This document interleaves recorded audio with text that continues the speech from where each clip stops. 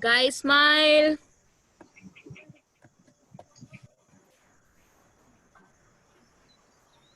Hello, everyone, and welcome to the Yatri Story, Delhi NCR, Chapter 2. And we will be covering inspiring stories of non-profit leaders, and those people are also Yatris. So, the vision behind this is to know the Yatris on a deeper level and know about their stories, what they're doing, and how they're contributing to the society. And usually this is done at the end, but I really want to thank the organizing team, which is Aditya, Aru, Chetan, Pulkit, Puneet.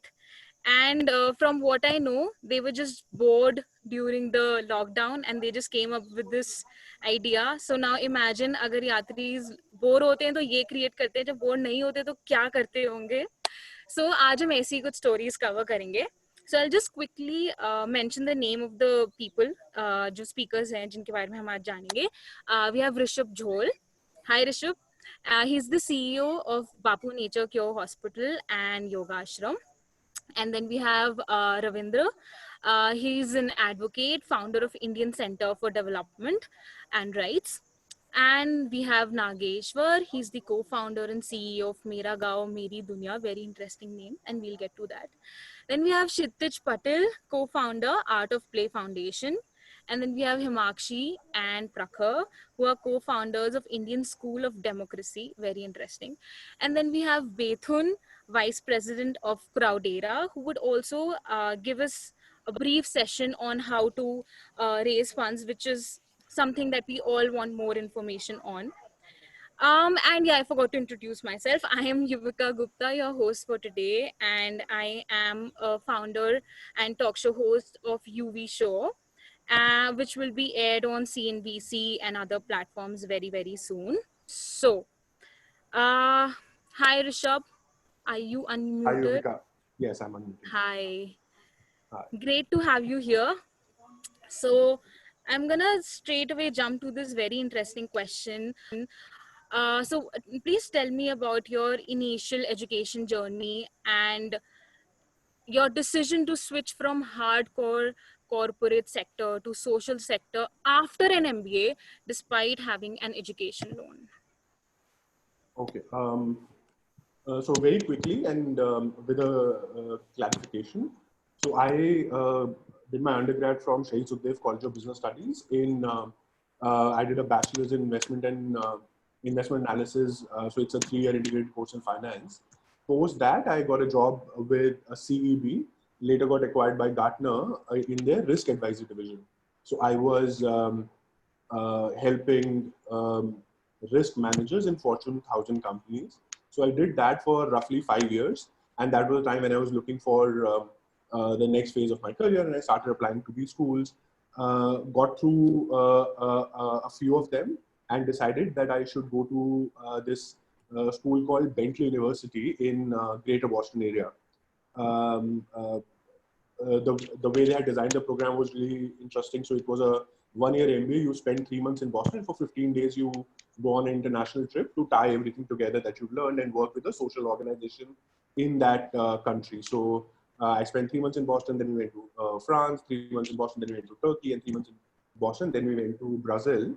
Um, and I got a 100% tuition waiver scholarship to pursue the course.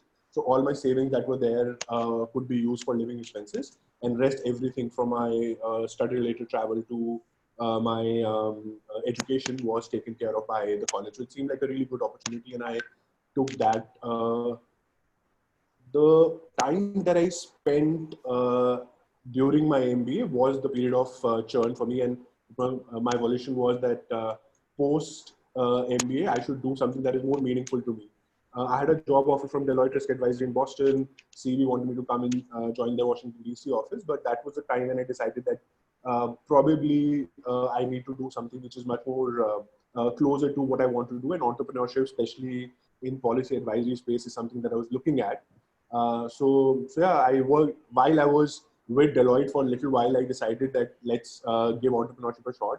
I wrote to a bunch of politicians, took their emails from Lok Sabha, Rajya Sabha websites and wrote to them saying that, look, linking some of their debates and speeches from YouTube saying that if you use certain data points and arguments, that would have been more impactful.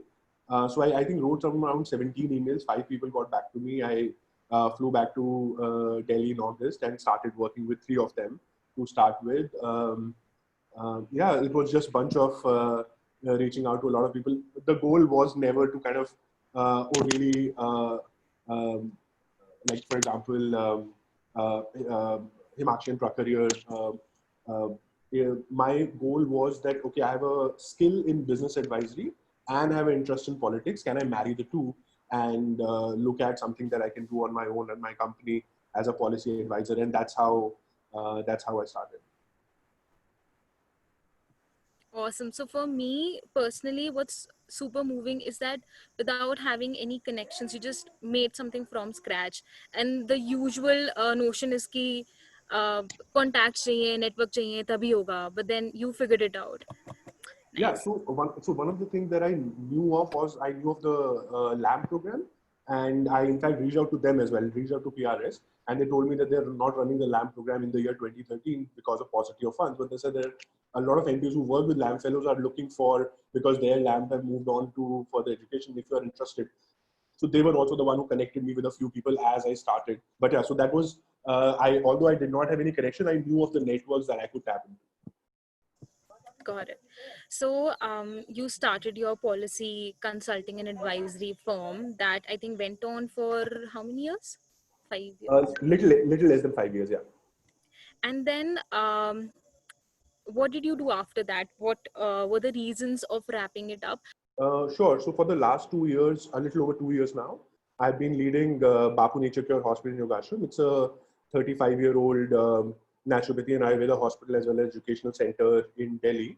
The reason to switch to that was, as I was working in my policy advisory firm, I realized that I was too enamored by the research and advisory side of my work, which meant that whenever my client was invited, for example, say at that time, Arnab Steigenau's show, and he's speaking.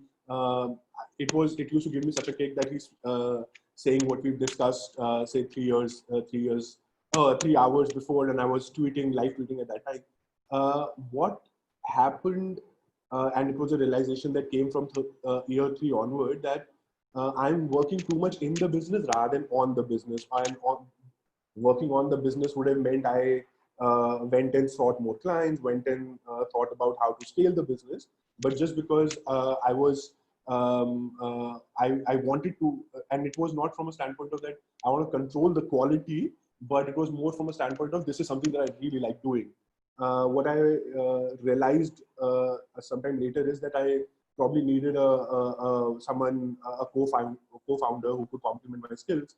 Like at any time, I did not have more than 7 clients. At any time, I did not have more than 5 people working with me, and those people were also working as so these were people who are who were studying in Jamia Millia, JNU, Delhi University, all science students, whom would do background research, and I would do front ending with the clients. But I needed to have more distance, and realization was that I probably need to learn more, a better mindset, and learn more skills, and probably take another shot at my policy slash political career. And yeah, the switch happened.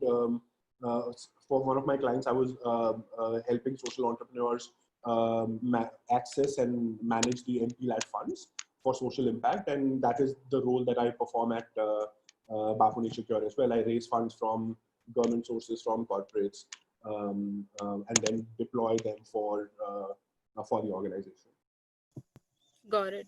So I do relate with this in and on thing because, and I'm sure many other entrepreneurs do that, and that's a priceless learning. And you learn that only through action. You can't learn that in the books. So how did you initiate the livelihood skills training program at Yoga Ashram? Right. So like I said, the hospital exists for the last 35 years, but they did not have a skill development center, which I started after joining. So what we did was we reached out to corporates. We are a registered NGO, ATG 12A compliant. So we reached out to them saying that, look, we have experience in naturopathy and Ayurveda. We are registered with NSDC, we are registered with BWSSC, which is the Sector Skill Council arm. And we said that based on our experience, we can provide free language skills training to underprivileged youth, and that will help them get gainful employment. So one of the companies that we reached out to was IGL. They have their beneficiary pool in Delhi. So they agreed to work with us. So they gave us 96 lakh rupees to train 400 students as yoga trainers, Ayurveda therapists. So my first part of my job was to build and tell a story and reach out to corporates and look for government programs where we could apply for skilling, sharing how we are well positioned as a 35-year-old hospital to be able to get into skilling for Indian traditional healthcare system. So that was the first part. The second part was the operational. So till my career so far, 10 years, 5 years of CB and 5 years of running my own policy advisory, I never had more than 6 to 7 people directly reporting into me. But as I went to the hospital, it was a 108 people hospital, and being the CEO, the responsibility for the entire staff kind of falls on you, and you are managing a very different set of people who are from medical background, and I did not have any medical expertise, so how to manage those people. And when you're starting your own initiative inside a legacy business, you also have to understand how to kind of move ahead and do the entrepreneurial work. So yeah, my entire work was related to then finding the right people from the industry who could then operationalize, and that's how I mean, that's how the second part of it happened, to find the right people and then let them run and just do right bit of monitoring. Right. So thank you so much, Rishabh. And I'm sure people who are in this call would have more questions, which we'll pick up later. Sure. Next, we have Advocate Ravindra Vikram. He's the founder of Indian Center for Development and Rights. Hi. Hello. Lovely to have you here. Same. I could relate to a lot of things which were being said just before in this talk by Rishabh, especially in and out thing. So Ravindra, how does a full-time advocate with his own firm run a full-time NGO? That's the toughest part. Okay, yeah. So I've been into voluntary organizations and formations for the last maybe 12 years or maybe 10 years. So in last 3 years, since I picked up on my law practice, I was not able to give it a lot of time. But in COVID break, I've been able to get some more time out of the practice and then dedicate it to reforming the organization. Otherwise, we like since last 10 years, we have been developing different structures. So primarily when in the pre-COVID world, my involvement was restricted to weekends and some hours on weekends. And I'm not in basically executive position now in the organization. So as it says, I'm basically founder. There are people who are mostly working in a more dedicated positions, and I think so gradually this role will be lesser in the organization, and we hope that we have somebody like CEO who can run more of these activities. But finding out time from practice is very tough for ICFDR. And yeah, we have I've developed kind of how to separate times and numbers and all that to manage.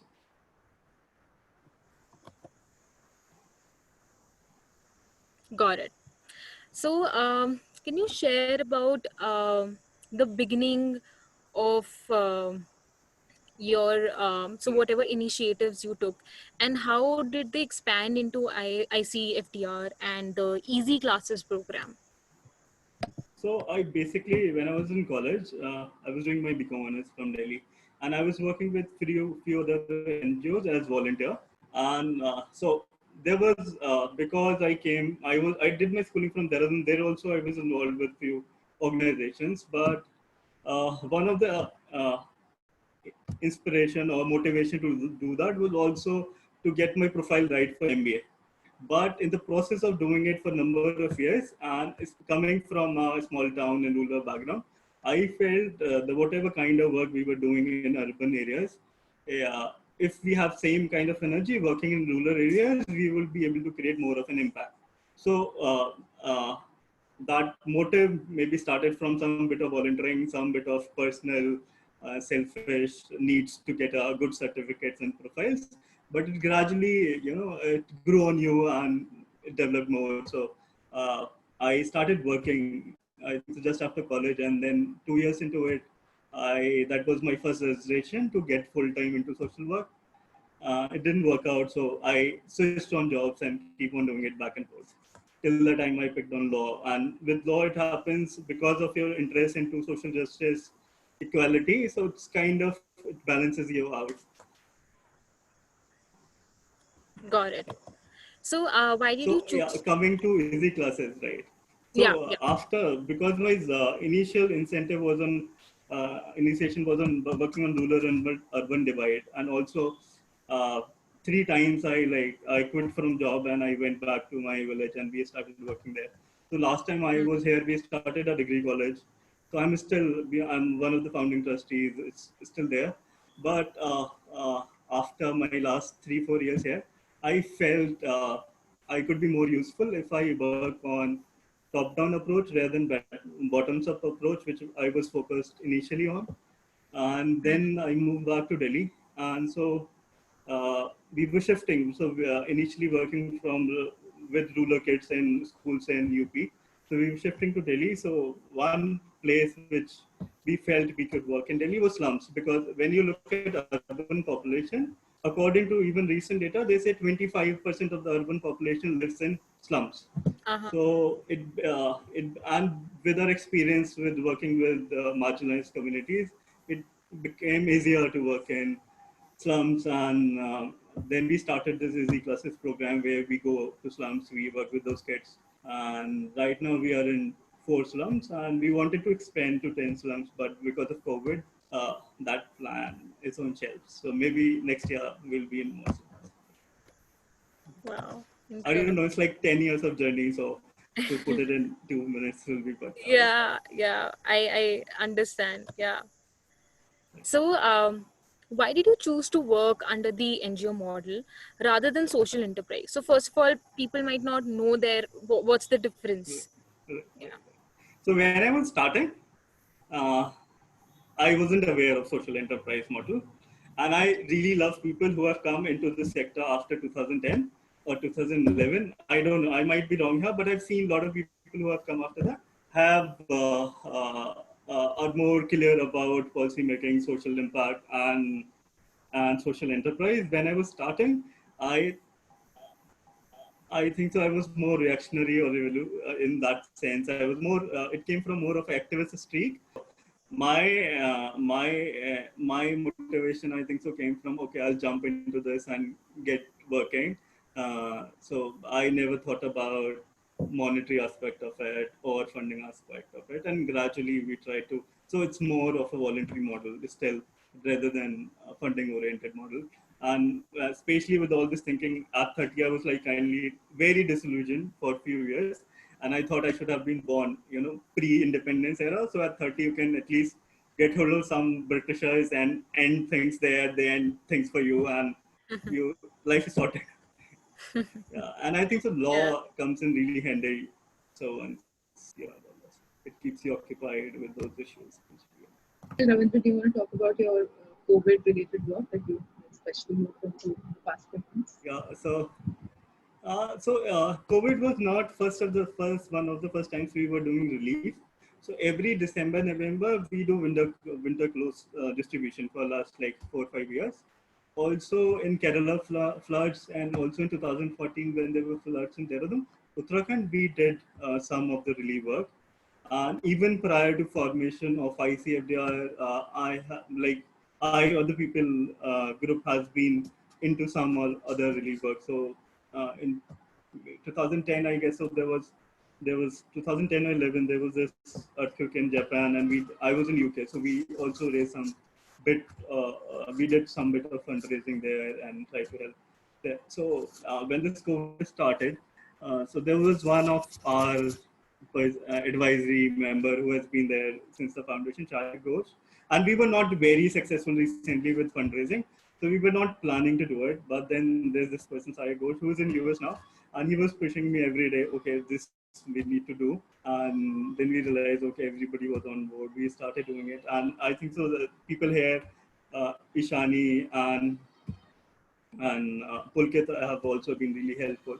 So with our old network, so before Easy Classes, we were doing activities in almost 25 cities in India, and every month we used to do a different activity in different city. So all this network got active, and we organized uh, these drives to do Russian, I think so in 13, 14 cities. So recently, last week, we did it in Ajmer with our Ajmer coordinator. Okay. Right. Okay. So, what are the Win Awards that you're launching? Okay. So Win Award conceptualization was done when we were 2014-15 when we were forming this, and but we never got time to work on the idea to put it in, to create infrastructure around it so that we can start inviting applications. So it's basically awards for recognizing people who are uh, doing something for society. Also, except for few awards, it's basically for people who are into different forms of, for example, somebody is a CA or a lawyer or a doctor at the same time working for society, or a dancer. So people Yeah. in different professions, if they are impacting society in a positive way, in a humanitarian sense, and so we are trying to recognize them. At the same time, there's something for core social workers like Lifetime Achievement Awards. So as I said, we are a voluntary organization. We wanted to promote everybody having taken some time out from their lives and contributing to the society without any other agenda. So like while we are living a normal life, so we wanted to recognize that. So right now we have like 8 set of awards. I think so in coming years it might increase to 10 or 11, but let's see how it goes. So applications have started coming. We have confirmed few members on jury, and the first will be held on 12th August next year. So 12th August is International Youth Day. So it's for people, young youth, to get inspired to do more social activities. So it's kept on every year on 12th August. Wow, this is And so at the same time, we exciting. have also launched.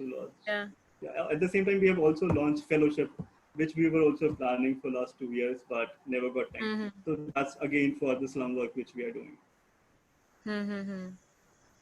And what I also love is that you're recognizing people who do not follow this or that reality. It's like you can be an advocate, like you can be a doctor, you can be a chartered accountant, and yet do something for the society in a different way, Right. or have a And social there are people enterprise. with us. Sorry, there are people Haha, who good. who are with us, who are like, there's a almost 50 plus ladies sitting in UK having a normal job, working very passionately with us.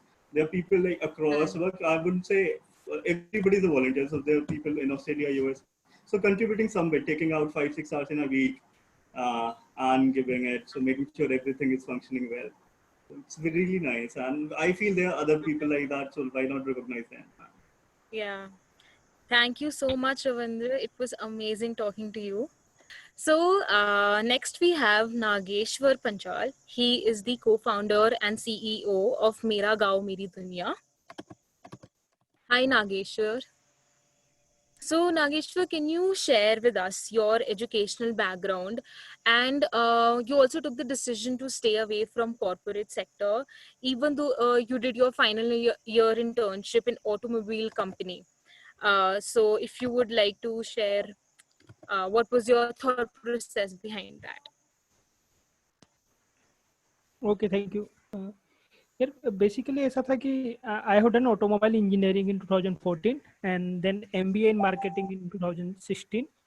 तो मैं एक company के साथ internship कर रहा था और वहाँ पर ऐसा होता था कि वो एक प्रोडक्शन फर्म थी जो मोटरसाइकिल बनाती थी इंदौर में. तो जब वो मोटरसाइकिल बनाती थी तो मोटरसाइकिल आपको पता है कि एक लाइन प्रोड्यूस होता है, तो उसमें लाइन में ऐसा होता है कि एक स्पेसिफिक पॉइंट पर 25 to 30 सेकंड्स पर वो लाइन रुकती है, और वहाँ पर कोई मजदूर या जो भी एम्प्लॉय होता है वहाँ पर, वो उस वक्त कोई बोल्ट लगा रहा होता है, कोई एक लाइन में किसी जगह पर कोई उसकी सीट लगा रहा होता है, कोई मान लो कुछ दूसरी चीज लगा रहा होता है। तो मैंने देखा कि जैसे बाई चांस कभी लाइट चली गई और उनको पूरे दिन का टारगेट है कि उन्हें उन्हें उन्हें 600 मोटरसाइकिल बनाना है और वो टारगेट पूरा नहीं हो पा रहा है, तो प्रोजेक्ट मैनेजर क्या करता था कि वो धीरे से लाइन की स्पीड बढ़ा देता था बिना मजदूरों को और बिना एम्प्लॉय को इन्फॉर्म किए, क्योंकि हम मनुष्य हैं और हमें इतना जल्दी समझ नहीं आता है 1 या 2 सेकंड, क्योंकि हम लगातार काम कर रहे हैं। तो जो बोल्ट में पहले 30 सेकंड में लगा रहा था वो मैं 28 में लगा लूंगा, लेकिन मेरे अंदर का जो वो है ना, मतलब जो ऐसे ऐसे जो फटाफट फटाफट चलता है वो काफी बढ़ जाता है। और वो जब मजदूरों को बिना बताए या आपके एम्प्लॉय को बिना बताए आप बढ़ा देते हो, तो उनका मकसद होता है कि चलो दिन भर में हमने 50 मोटरसाइकिल ज्यादा बना ली, या आज लाइट चली गई थी हमने दिन भर में 100 मोटरसाइकिल ज्यादा बना ली। तो लेकिन वो 2 या 3 सेकंड आप जो बिना बताए बढ़ा रहे हो, वो मुझे कहीं ना कहीं लगता है कि वो, मतलब हर कॉर्पोरेट में तो नहीं, लेकिन जिनका भी कैपिटल से ओरिएंटेड माइंड है वहां पर हमेशा चलता है कि आपके कस्टमर को बिना बताए, आपके एम्प्लॉय को बिना बताए, और आपका शोषण होता है लेकिन आपको पता नहीं चलता है, क्योंकि एग्जैक्टली लाइन डिफाइन की गई थी किसी साइंटिस्ट के द्वारा या पहले प्रोजेक्टर मैनेजर के द्वारा, तो वो था कि यहाँ पे 25 सेकेंड तक लाइन रुकेगी, उसके बाद आगे बढ़ेगी। लेकिन आप क्या करते हो कि आपको पता है ह्यूमन कैपेसिटी उस तरीके से काम करती है, तो आप बढ़ा देते हो बिना बताए। और ये मैंने हर जगह होते हुए किसी ने किसी तरीके से देखा है, तो वहां से थोड़ा मेरा मतलब झुकाव कॉर्पोरेट से दूर हो गया। तो इस तरीके से मतलब फिर मैंने डिसाइड किया कि मुझे ठीक है, मुझे मतलब कॉर्पोरेट कंपनियां नहीं ज्वाइन करना है, आई विल समथिंग जहां पर मुझे पता हो कि मैं क्या कर रहा हूँ। And I really want to acknowledge you, क्योंकि अगर ये सेम एक्सपीरियंस 10 लोग अलग अलग तरीके से एक्सपीरियंस करेंगे, सबकी अलग रियलाइजेशन होगी। एंड आपका इतना डीपर पर्सपेक्टिव था इसमें, व्हेन यू रियलाइज कि इन ह्यूमन कंडीशन है, this is not acceptable to you, so I am not gonna follow the corporate structure. Interesting. So तो ये सोशल सेक्टर में आपका ट्रांजिशन हुआ कैसे? एंड आपके जो इनिशियल एक्सपेरिमेंटेशंस थे सोशल एंटरप्राइज मॉडल के साथ, जैसे कि गो ऑन इंडिया, आप अगर if you can share something about that. हमने मतलब एमबीए के दौरान हमने गो ऑन इंडिया शुरू किया था, और I was very excited by जो अंशु भैया की स्पीच थी जागृति यात्रा में, और मुझे लग रहा था कि ठीक है, इस तरीके से अगर गांव के अंदर काम करेंगे और आप सीधे जाकर करेंगे तो बदल सकते हैं। तो वो काफ़ी एक्साइटिंग स्टेज में शुरू हुआ था। तो उसका ये मॉडल था कि मतलब मेरे घर में मेरी 5 बहनी हैं, और मुझे नहीं पता है कि मेंस्ट्रुएशन में एक्चुअली क्या होता है, जबकि मैं अच्छा खासा पढ़ा लिखा व्यक्ति हूँ, लेकिन डिटेल में मुझे नहीं पता था। और मैंने जब देखा कि उन्हें कोई प्रोडक्ट नहीं मिल रहा है आसानी से, तो we started an organisation named Go On India. और हमारा आइडिया था कि कैसे हम गांव तक एक सेफ और विथ कैपेसिटी बिल्डिंग एक प्रोडक्ट पहुंचा सकें जो औरतें यूज कर सकें, तो with awareness, access and comfort. तो इन तीनों चीज़ों को एड्रेस करते हुए हमने मध्य प्रदेश और छिंदवाड़ा के आसपास काफ़ी गाँव में उस तरह से सेशंस लिए और वहाँ पर प्रोडक्ट पहुँचाने की कोशिश की। और हमने ये भी देखा कि उन्हें क्या प्रोडक्ट पसंद है, वो किस तरह के प्रोडक्ट यूज कर रहे हैं, उनका क्या फ़ायदा है, क्या नुकसान है, जो हम प्रोडक्ट दे रहे हैं उनका क्या फ़ायदा है, क्या नुकसान है। उस तरीके से ये शुरू हुआ था। और उसके बाद थोड़ा सा मेरा काम करने का नज़रिया फिर बदला। उस वक्त ऐसा था कि काफ़ी ज़्यादा, मतलब ऐसा था कि ये सब कुछ बदल देना है, मतलब उस तरह का माहौल होता है ना स्टार्टिंग स्टेज में, तो वो चल रहा था। मुझे लग रहा है कि थोड़ा तरीका बदला। एक प्रोग्राम है ग्राम्य मंथन जो यहाँ पर, तो काम करने का तरीका वहाँ से मेरा काफ़ी बदला जब मैंने ग्राम्य मंथन किया। यूथ अलायंस का एक रेसिडेंशियल प्रोग्राम है, और फिर मेरा गांव मेरी दुनिया की शुरुआत हुई कि कैसे हम लोगों के साथ काम कर सकते हो, कैसे युवाओं के साथ काम करके जो सिस्टमेटिक बदलाव है वो ला सकते हैं इकोसिस्टम लेवल पर। तो उस तरीके से ये पूरी शुरुआत हुई है। नाइस। एंड मेरे को ये और स्पेशली मेंशन करना है कि अंशु जो गूंज के जिनकी गूंज ऑर्गेनाइजेशन है, उन्होंने अपनी स्पीच से दिल्ली में हम लोग जब जागृति यात्रा दिल्ली आती है तो we listen to his speech and it has moved so many people. It's incredible. So ये जो नाम है, मेरा गांव मेरी दुनिया, पहले तो ये नाम के पीछे क्या थॉट है, एंड ऑल्सो आप अगर शेयर कर सकें कि इसके कौन कौन से फाउंडर्स हैं, टीम में कौन कौन लोग हैं और कैसे स्टार्ट हुआ था ये. तो मेरा गांव मेरी दुनिया की कहानी ये है कि मतलब जब हम गांव में काम करते थे तो हमने देखा कि आप किसी भी गांव में जाइए और देखिए वहाँ का जो सबसे बेहतर शिक्षित और स्किल वाइज जो युवा होगा, और मान लीजिए अलग तरीके से भी जिसे जो अपने किसी एक काम में निपुण हो, और वहाँ का जो युवा है वो कभी गांव में नहीं रुकता है। तो वो बेंगलोर चला जाएगा, दिल्ली चला जाएगा, या फिर हैदराबाद चला जाएगा, और वहाँ पर अ,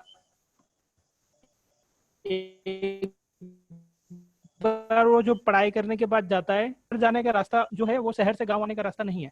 मतलब आप गांव से शहर बहुत आसानी से जा सकते हो, हाँ. लेकिन शहर से वापस गांव आना उतना आसान नहीं है। तो वो जब एक एक व्यक्ति चला जाइए, जैसे हमारे यहाँ कुछ इंजीनियर है जो बेंगलोर में काम करते हैं, पर वो एक बार अगर चले गए तो वो सिर्फ अपनी फैमिली को फाइनेंशियल सपोर्ट कर पाते हैं, इमोशनली भी उतना सपोर्ट नहीं कर पाते, काफी जुड़ाव कम हो जाता है। तो मेरा गांव मेरी दुनिया का आइडिया ये है कि जो गांव का सबसे बेहतर युवा है या गांव के जो सबसे बेहतर लोग हैं इन टर्म्स ऑफ स्किल और जिनका इंटेंशन अच्छा है, वो कैसे अपने गांव के लिए काम कर सके। तो हाँ. रेदर देन कि ये समझना कि गांव, वैसे गांव के लोगों का मानना भी है कि जब तक आप बाहर नहीं गए आप सक्सेसफुल नहीं हुए हो, मतलब आप सफल नहीं हो। तो वो भी माइंडसेट हम कैसे चेंज कर सकें कि हम हमारे यहाँ का जो बेस्ट युवा है वो हमारे गांव के लिए कैसे काम करे, क्योंकि ये गांव ही हाँ. हमारी दुनिया है, मतलब इसी के अराउंड हमारा सारा कुछ चलता है। और यहाँ यहीं पर हम वो बेस्ट लाइफ जी सकते हैं। और ये दो तरीके से आता है कि डिसेंट्रलाइज कैसे कर सकते हैं पावर का, और कैसे आप उस युवा को आप गांव में काम करते हुए देखोगे, क्योंकि वो उसकी कम्युनिटी की जिम्मेदारी है, तो वो बदल पाएगा अच्छी तरीके से। और उसके पास रिसोर्सेज और वो माइंडसेट भी है बदलने का, तो वो कैसे हम बिल्ड करेंगे। तो अभी तक ऐसा है कि गांव से लोग चले जाते हैं, लेकिन मतलब जो जो लोग गांव से चले गए उनका तो बहुत विकास हुआ, उन्होंने मान लीजिए 3 BHK फ्लैट ले लिया, लेकिन उनके गांव वहीं पर है, वहां ना कोई पानी है ना सड़क है उस तरीके से। तो वो हम बदलाव देख रहे थे तो कि किस तरह कर सकते हैं। एक बहुत ही ज्यादा नोबल काम है जो आप कर रहे हो. सो इसमें आपके मतलब की फोकस एरियाज क्या रहते हैं, एक्टिविटीज क्या होती है, इसको आप इस विजन को आप एग्जैक्टली इम्प्लीमेंट कैसे कर रहे हो.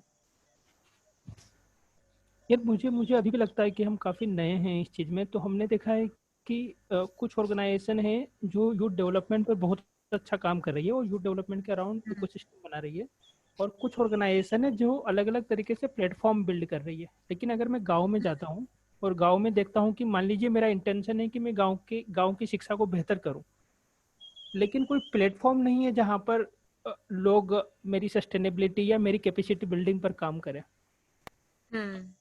हम दो तरीके से इसे देख रहे हैं कि एक, आप खुद कैसे अवेयर, एक यूथ कैपेसिटी बिल्डिंग हम देख रहे हैं कि यूथ का कैसे इकोसिस्टम तैयार किया जाए जहां पर हर गांव में ऐसे 4-5 युवा हो जो मिलकर गांव के लिए कुछ करना चाहते हो, लेकिन वो अपने आप को भी समझ सके, सोसाइटी को भी समझ सके और वो सिस्टम को समझ सके कि यहाँ पर किस तरह काम करना है।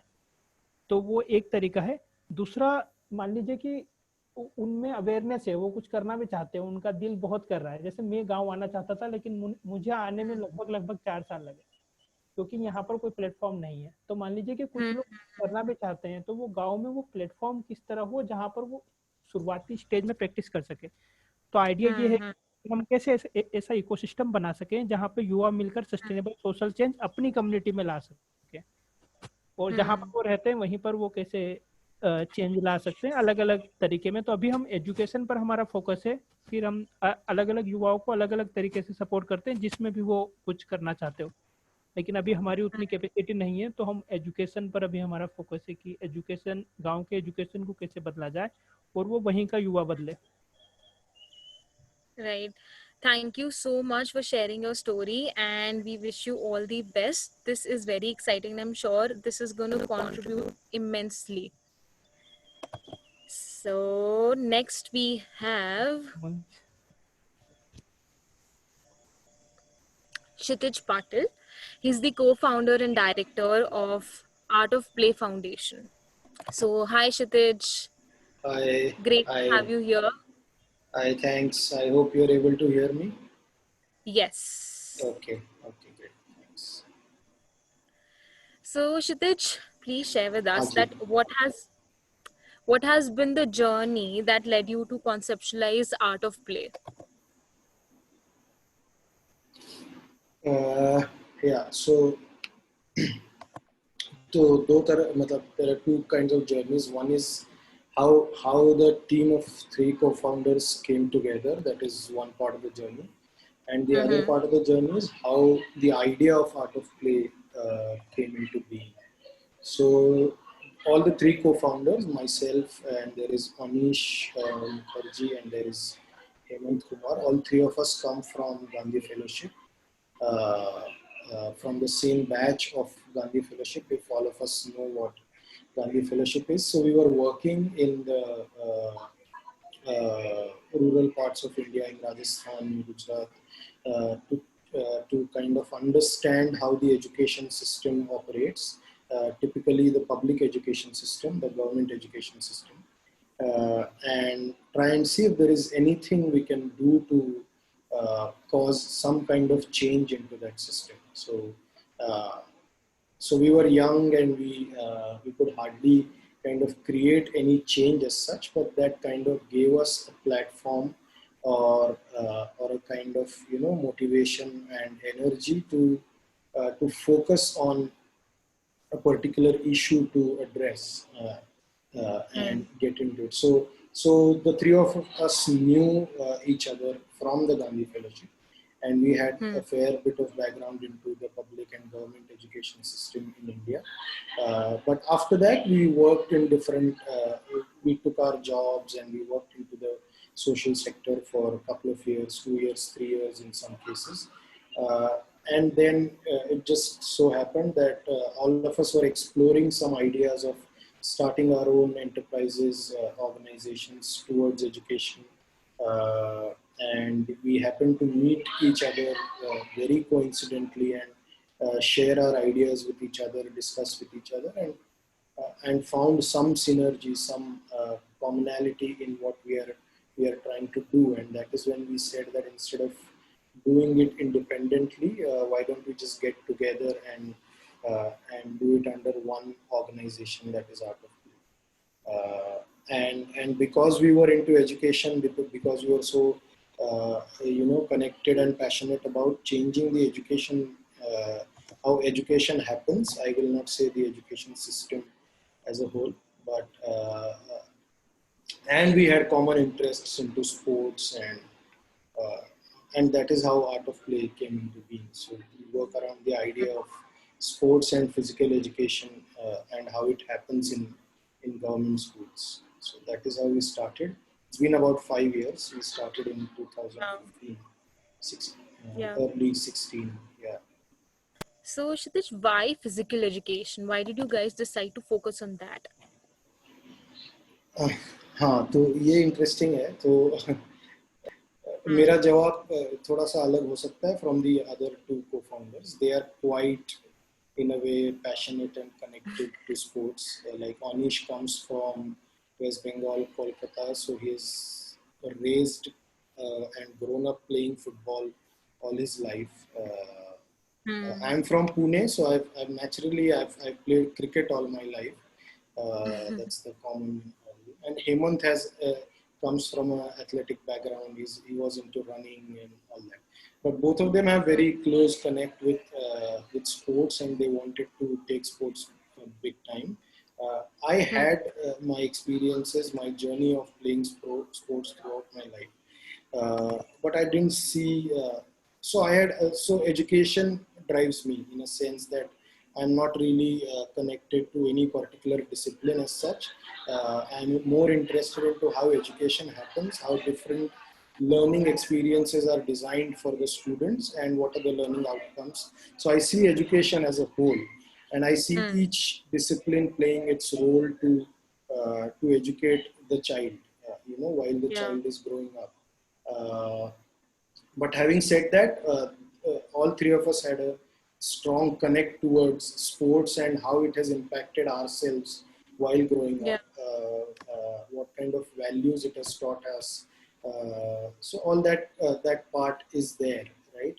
And also how physical education or sports or art or any co-curricular, let's say, or extracurricular activities that used to be called previously, now probably after the introduction of the new education policy, all these terminologies will change, because all these subjects are also going to be part of curricular disciplines now. But all these were always, neglected in a sense. The mindset towards how sports education happens, or the mindset towards which students are going to play sports, has been very different in schools, and I'm sure Yeah. all of us have experienced that. Maybe with some exceptions, right? All the athletic students, the students who are doing good in sports, they are getting medals for the schools and districts and states and whatnot. They will be encouraged more and more to play. Right? The typical physical education or a sports class would be that there will be one ball and the teacher would ask all the students to run behind that one ball. Mhm. So no matter how many students are there in one class. So all this had to change. But on the contrary, the perspective towards other disciplines, like which are more cognitive in nature, mathematics, science, art, languages, that had a very different, mindset of teachers, of educators who. So maths के बारे में कभी से किसी ने ऐसा नहीं सोचा कि मैथ्स ऑप्शनल हो सकता है, या जो स्टूडेंट्स बेहतर कर रहे हैं उन्हीं को सिर्फ मैथ्स पढ़ना है. Until class 10, mathematics was compulsory for all the students. And it was supposed to be understood that it teaches something that is more than just knowing mathematics, right? It is going to help the students grow up in their lives. Yeah. But sports, in a way, has such a natural a tool or a pedagogical discipline that teaches many values, many life skills that we call nowadays life skills, 21st century skills that come so naturally while you're playing sports. You're into a dynamic real life situation all the time. You're playing sports as a player or as a participant, and the opportunities that it gives to learn and teach each other or work with each other are immense. And that is why we said, I think, that needs importance, that need the value of it needs to be brought up into the education discourse. How are you managing that post-COVID?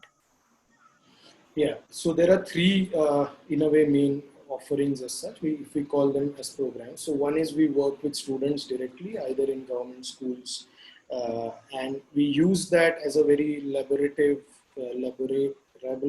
laboratory kind of a setup, जहाँ पे curriculum develop करने में, evolve करने में हमें help करता है. So we are working with students directly and learning from those experiences to evolve the curriculum.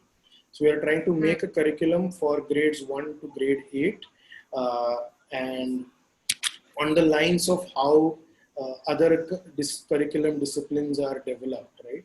What a standard or a student who's at age group 6 to 8, what he or she needs to learn as part of physical education curriculum, or from the age group of 8 to 10, what the students need to learn, how that is going to be assessed, how that is going to be taught. So all that we are trying to develop, and working with students directly help us do that and kind of evolve that curriculum over a period. The other part we do is to train the physical education teachers who are in government schools. So we take up the curriculum that we have and we try to work around with the teachers so that they can take the curriculum to the students through their classes. So we work with teachers we can call it training, or it's just like working together to have better physical education classes in schools. And the third part of it is to work with different civil society organizations, especially who are working in the domain of education, who are working with students directly, and offer the curriculum, the content and the training bit to these organizations. Either they are working with teachers or training their own internal team members to kind of learn how this is done. And that way we are trying to reach out to as many students as possible, take our curriculum to as many students as possible. The COVID has brought in kind of the physical aspect has gone out of the window of physical education. So it brought in a lot of challenges when it started. पहले लगा कि 1-2 महीने की बात है, let's fix our internal issues, let's get the team going, and जो pending काम था उसको खत्म करते हैं, 2-3 महीने में schools शुरू हो जाएंगे तो कुछ कर सकेंगे. लेकिन as we all know, it just kept on creeping up. So we got into relief, around 500 families we provided ration and all that we did, right? Because the students started calling us कि हमारे घर में problem है, क्योंकि हम बहुत सारे students के साथ directly काम करते हैं, तो हमारे घर में problem है और ये सब आता रहा. So we started that. But over a period we got into, so we are sticking to the physical education bit of it. It's just that what kind of help, support students need in this time. Sitting at home, not going to school, not being able to meet their friends, not able to play, not go outdoors. So all these, keeping all these in mind, we started some digital interventions. We are still figuring that out through WhatsApp groups, through small videos, and all that. So we are working that out. We are working with our current set of students. We have partnered with a few organizations and we are delivering the content through online medium. तो वो सारी चीजें हो रही हैं. और हाँ, मतलब because we have got the time notice, तो उसके बारे में और I can take up during the questions. So we are just trying to take the content that we have into a digital medium and trying to work with the students that way.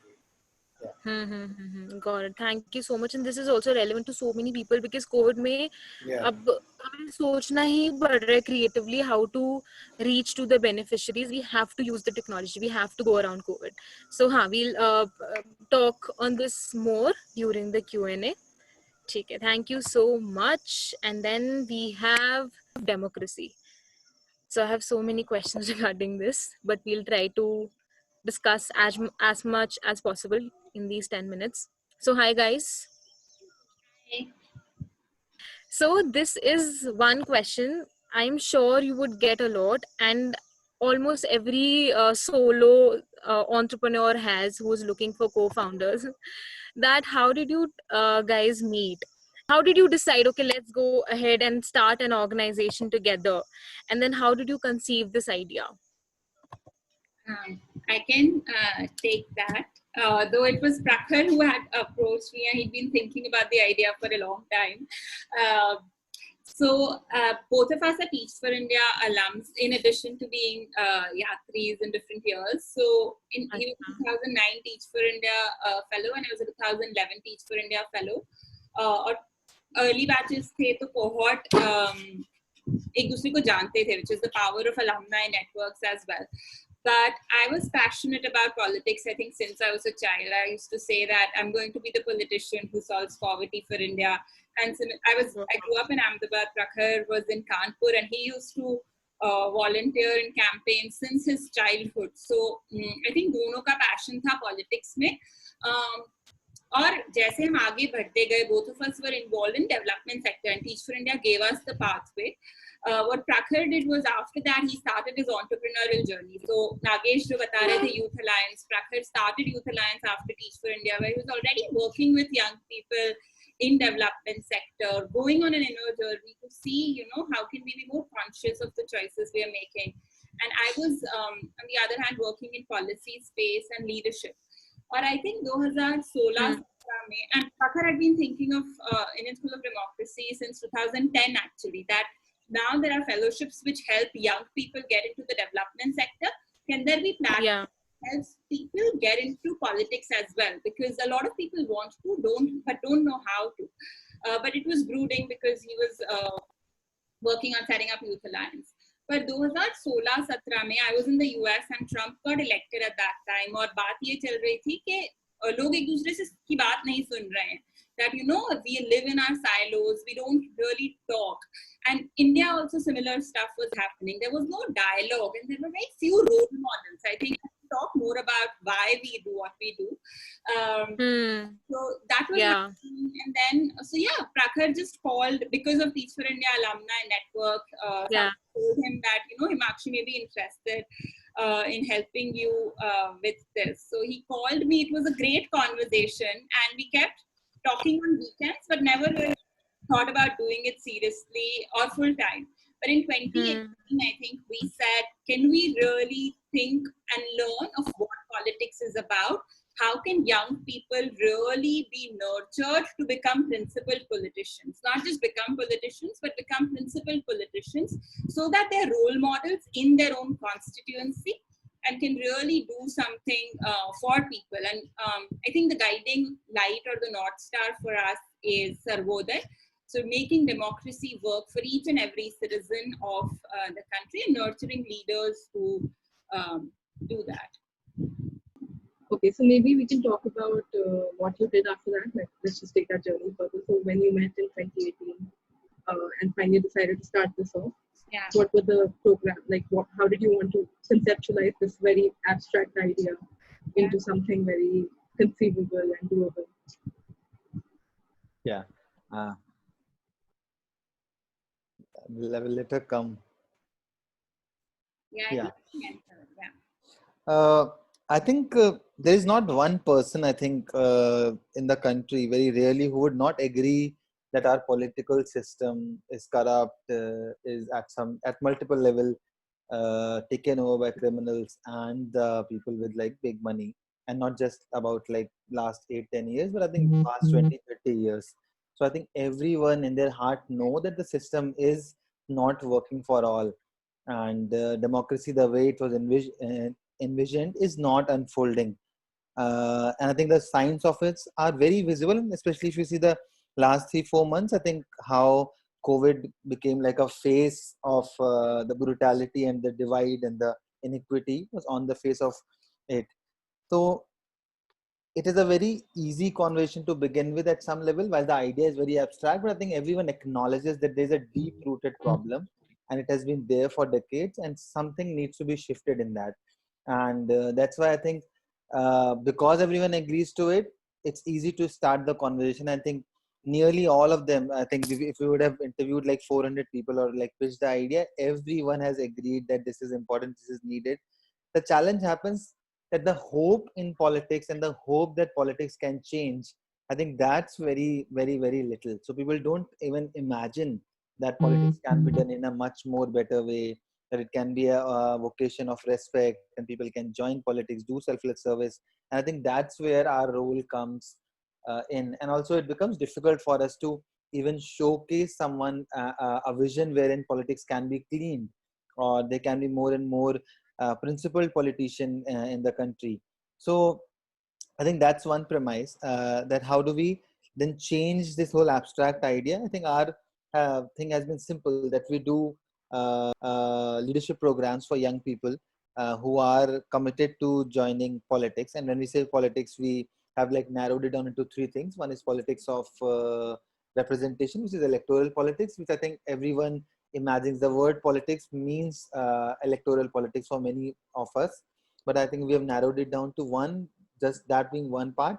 Second becomes politics of organizing, wherein things like pressure group, mass movement, things like MKSS or Safai Karmchari Andolan or Ekta Parishad, or the local pressure groups that people demand something, which are not into electoral, but they have their own influence to demand the people in the legislative to do something about it. That's the second part.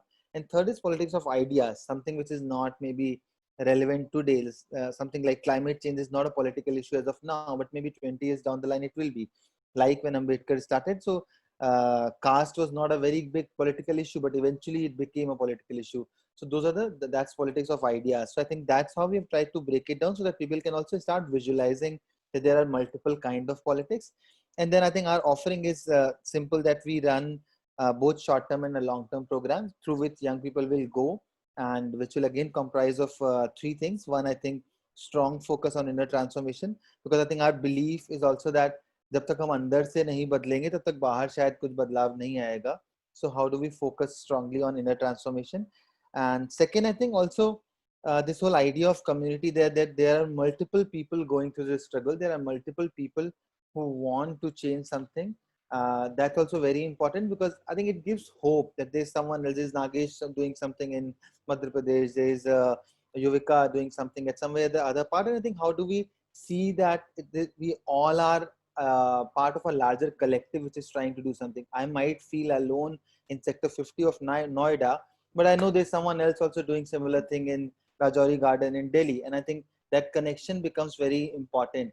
So that's why second focus will be on sense of community. And third and most, I think more important thing is, how do we have skills that young people can succeed in politics? Simple things like from as simple as understanding the tenets of constitution. What were the framework? Why constitution is important? How do we go through the basic idea of constitution to things like managing social media for a politician?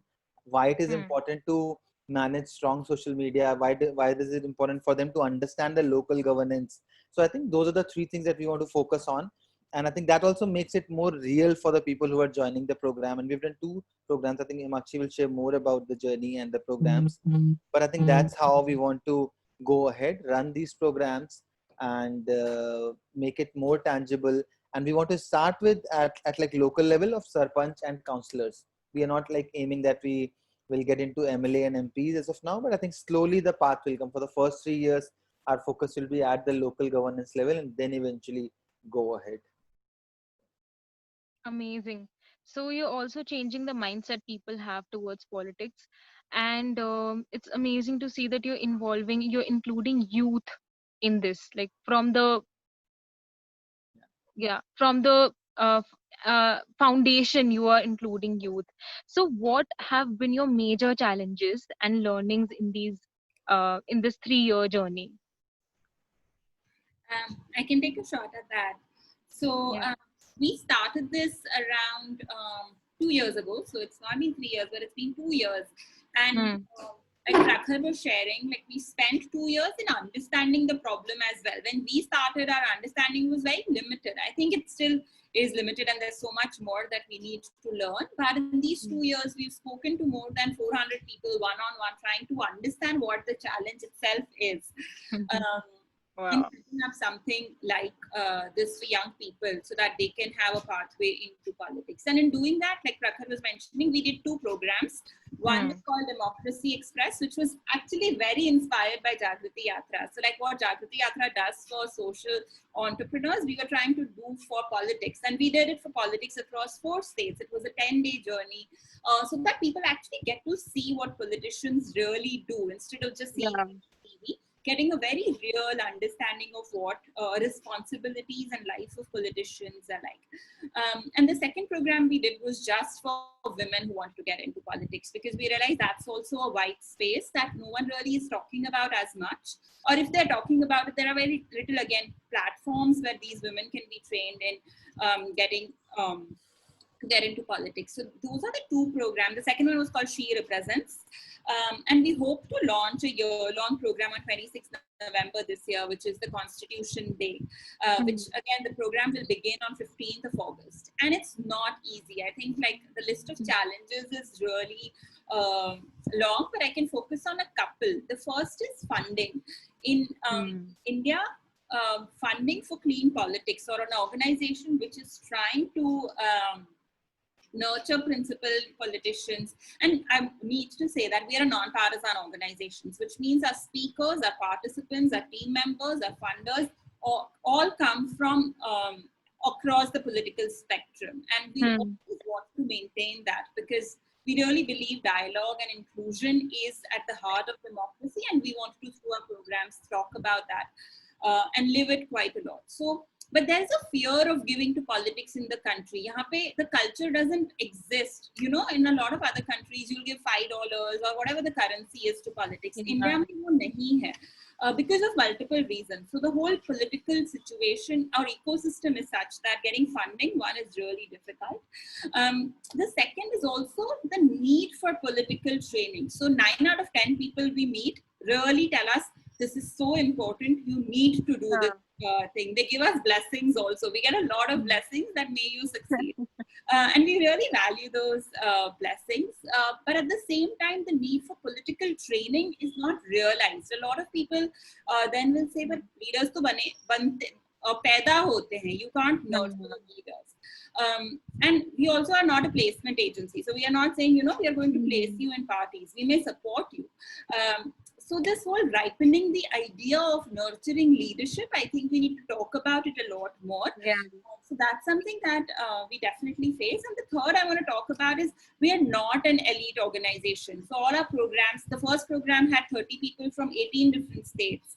And the second one had 20 women from 10 different states of the country, which means we have to put a lot of effort to be inclusive. We don't want to just be on social media.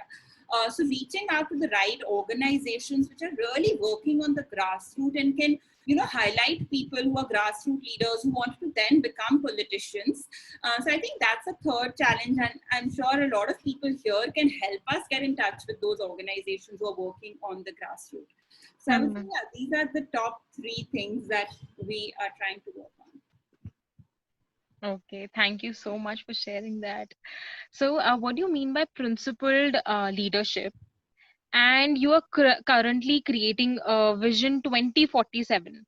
So what is your Vision 2047? Yeah. Maybe Prakhar can start us off, and then I'd love to share something that we've created, which is the vision. But maybe Prakhar can start us off by sharing what does principled leadership mean to us. So first of all, I love the sync between you guys. Thank you. I do think having a co-founder is the best decision you can take. So that's also just a social enterprise thing. But Wow. Yeah. Yeah. I think, like I said in the beginning, I think democracy is not working the way it should have been working for most of the citizens. And when it comes to who a principal leader is, I think there are certain values and there are certain systems that a person should follow. And I think for us, the core is that is Sarvodaya the bottom line of whatever I'm doing or not. And I think there's a talisman, I think it was Gandhi's talisman, in which he talks about is my action today, what is the impact of my action today for the last person in the line. I think that is something which is at the core of it. So I think certain things which we value very strongly. And I think Himakshi, is the plan to share the... Yes. Yeah. So I think maybe Himakshi, that will be a good closure to sharing that. Yeah. I can definitely. So I think, like Prakhar said, Sarvodaya is what drives us and what drives our idea of principled leadership. And we've tried to put it down in what we call the manifesto. So I put it on the screen, but I'll also read it out for our audience who's listening in. So we say, we asked a child, who is the leader? A good human being, she said. The power of her words is our belief. We, the people of Indian School of Democracy, dare to believe. We believe that one day India will stand tall as the world's most inclusive democracy. We will lead with a still mind, a compassionate heart, and fearless hands. We will reclaim politics as public service, so it truly serves the people. We will break free from the shackles of left and right to create a tolerance for multiple truths. We will stitch the divisions of caste and creed, religion and class with the threads of humanity. We will hear the silenced, stand strong with the weak, and serve the unserved with humility. We will fight polarity with interconnectedness, inequity with justice, violence with love. No truth will shrink us. No hurt will daunt us. No struggle will stop us. We, the people of Indian School of Democracy, will always dare to believe. Wow. So this is our vision and what we aspire to work towards. Okay, so this was so moving and inspiring. I have a weird sensation in my body, and I'm so happy that you guys are working on this, and all the best. And the whole Jagriti Yatra network is there. They have your back. Thank you so much for sharing your journey. Thank you so much. Wow. Okay. So next we have Bethun Bhome. He's the Vice President of Crowdera. Hi, Bethun. Hey, Vika, hi. Yep. So let's start. So Bethun, how did you get interested in social sector and NGO space? Great. So I think it started at home only. While my mom, she's deeply religious. My father is an atheist, and his philosophy is serving people is his way of religion. So he started an NGO. So he's a doctor, and he started an NGO back in 2004.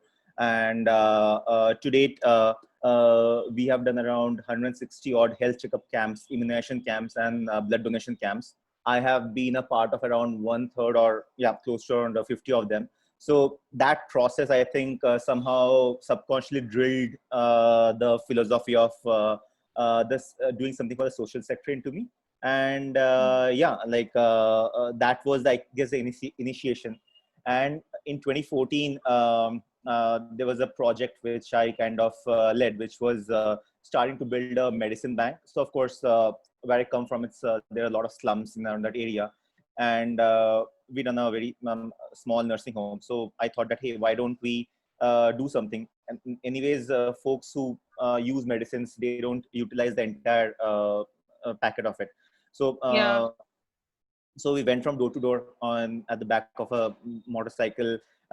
Had a group of around 10 volunteers. We collected all the unused medicines from the nearby locality in the around I think 12-13 square kilometer radius, as well as we, wrote to some of the big pharma companies that, hey, can you give us a physician sample? And they did give, and then we bucketed it out. And at one point of time, I think in 2015 late, it was on the third largest medicine bank in India.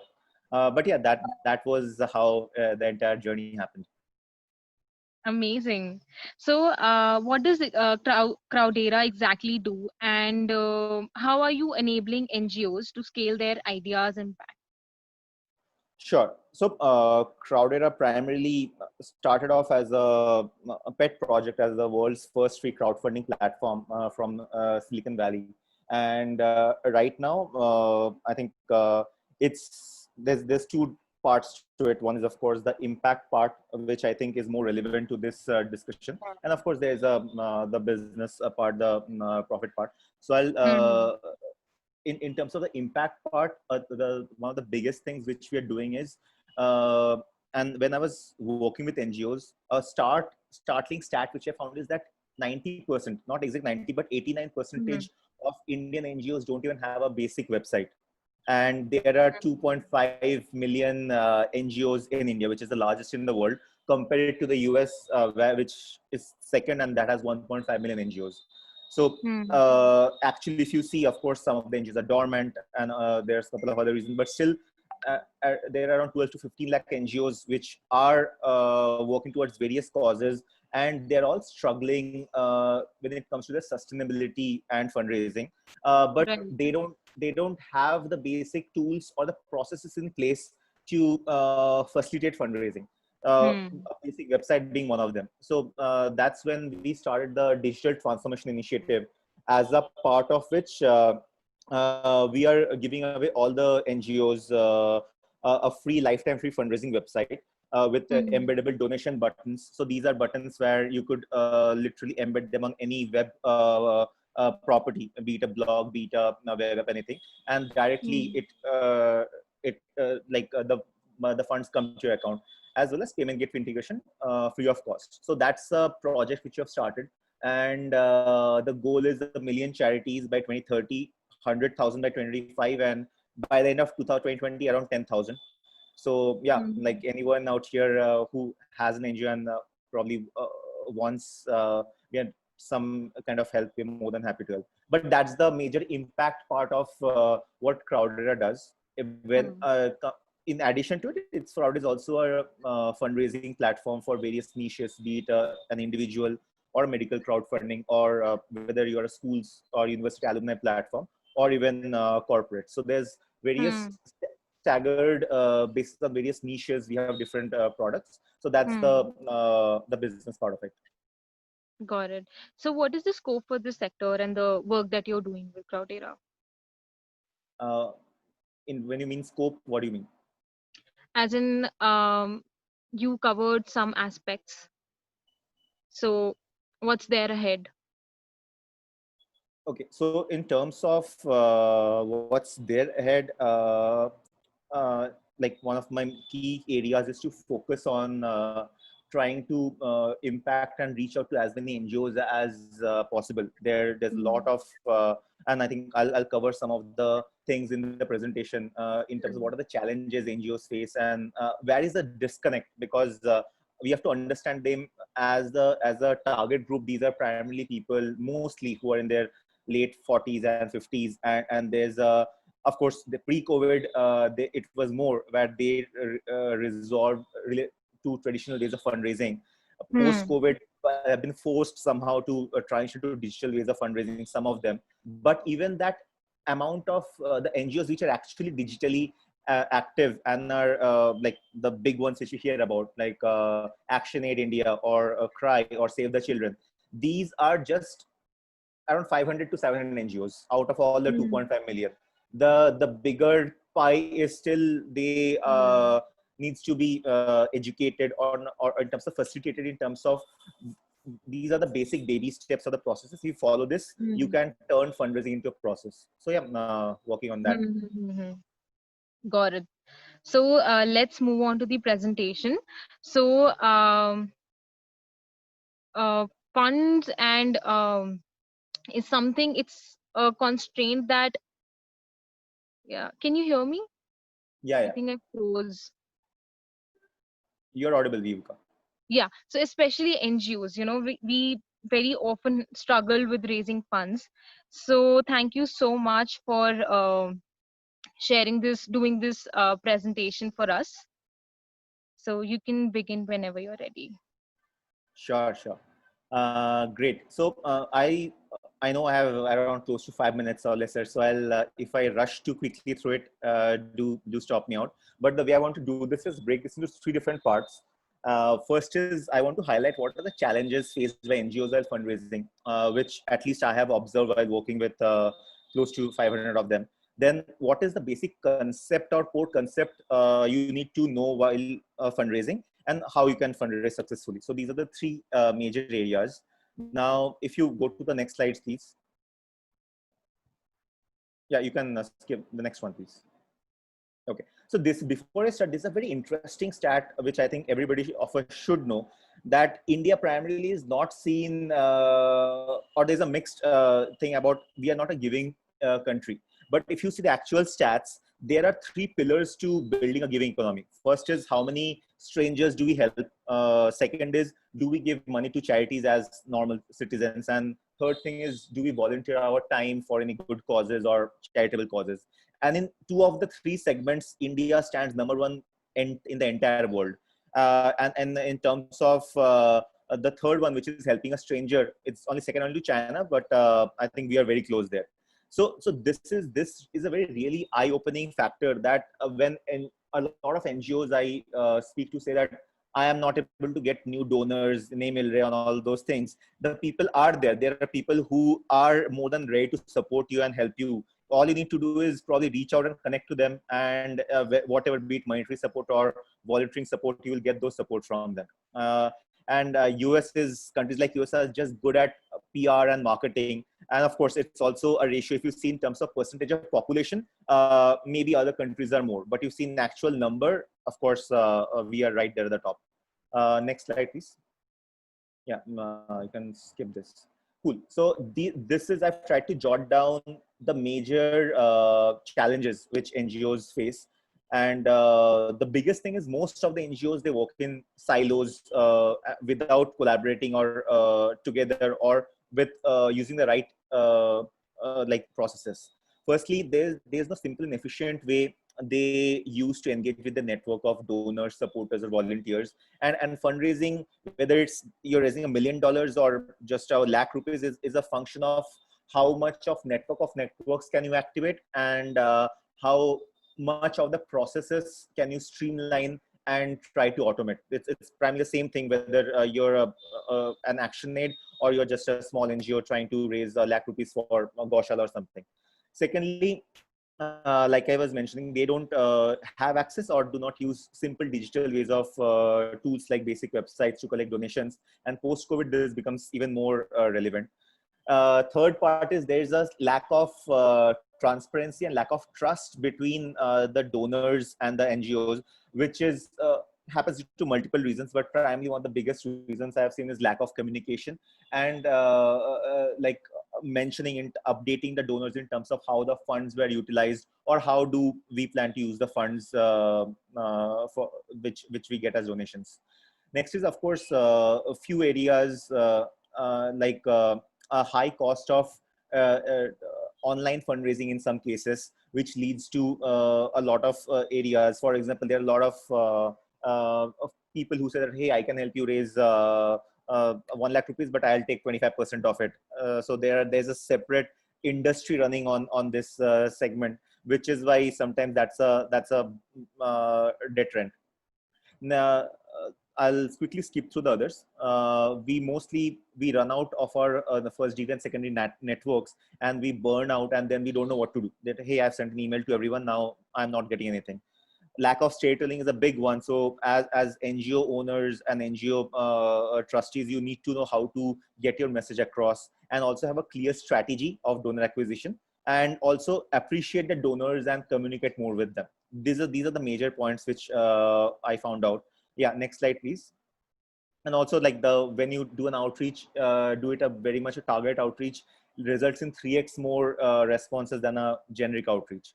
So this is the basic core is, can fundraising be converted into a repeatable process where just like in a MACD supply chain where things and machines are put in place, can we install processes in place where we don't depending on how much money we need every quarter, every 6 months, every year, that machine keeps working for us. And it's harder said than done. It does take some effort to do it, but once you crack this, or it will free up 80% of your time, and which you can focus on other things. Yeah, next slide, please. So yeah, this is the basic questions which we should ask ourselves, and which is, can we raise money without doing much? And can every money which we raise, which you raise for you, comes directly to a bank account? Can parallelly people know what you're talking about, what you're doing, and they talk about you while raising funds, and they did not have to do much to start a fundraiser for you? These are the 4 basic questions which we did while starting Crowdera, and also how the product has been shifted and made. Next slide. I think I just have a couple of minutes. So these are the major key points. One is social media is a very crucial factor. And in terms of the number of Facebook friends you have, your probability of fundraising increases drastically. Not the generic friends, the friends you engage with meaningfully. Now, custom branded donation pages raises around 6 times more money, and 62% of donors, this is also for India as well as globally, that who give to campaigns are new to crowdfunding. So you need to have a proper messaging and reach out to them. Next slide, please. The writing style, of course, matters a lot, and there are huge factors. So storytelling again, and communicate with your donors. Campaigns which we have seen, which raise 3 times more money, are the ones who support, who tell their donors every week, every 5 days, while campaigns who have shared less than 2 times in the entire process have a 97% chances of failure. And segment your donors is the last thing. Before you start a fundraising campaign, just write down or make a sniper list of all your contacts and sniper them. And have a different messaging for each one of those donor bases. Next slide, please. I'll just skip quickly. Yeah, next. Yeah, so in the way we have to do is move from donor outreach to a fundraiser outreach. And the way we do it is, next slide, please. I'll show it in a much more visual format. Yeah, so right now, have people support you who believe in your cause. So this is the overall architecture of a generic structure, how you can do. Let's suppose you're a non-profit now, and this is a structure which is leveraged by Crowdera. that at the top layer, which we call the syndicate layer, you can have multiple campaigns if you're trying to raise funds for several causes, or maybe have another NGO or a corporate donor join your cause. Then for each one of those live projects, you can have team members who can either be individuals, they can be HNIs, or can be employee of a company. And then they are reaching out to the external external world. Quick example on this: Kendriya Sainik Board is one of the apex bodies in India, and they started campaigns for ex-servicemen. And within the month's time, they raised around 2 crores and the way they did it is they had few campaigns. They reached out to some people. Somehow, a guy called Pawan Kalyan, who happens to be a very big movie star in South India, he's Chiranjeevi's younger brother, saw the campaign happening in terms like going in Facebook, and he said, "Hey, I want to contribute around 2 CR. I will put in some money, and I want my supporters to come in and contribute." And within the matter of 54 hours, 1 CR was raised, and by 700 people. So that is a big area where, let's suppose, he had big connections as an influencer. But I'll just, in 30 seconds, I'll wrap up. Next slide, please. Next slide. Yeah. Even if you are just, you and I don't have big connects, we can still leverage this by using team funding the proper. A case NGO, marathon runners, marathons, and each takes up a goal, and the money goes to which supports education for children in Chennai. And each one of them can take up a goal as low as $100, or as high as maybe $10,000, and they just share within the network. So the concept works, and you just need to follow it and work with it. Yeah, I think I've exceeded my time, so I'll stop here.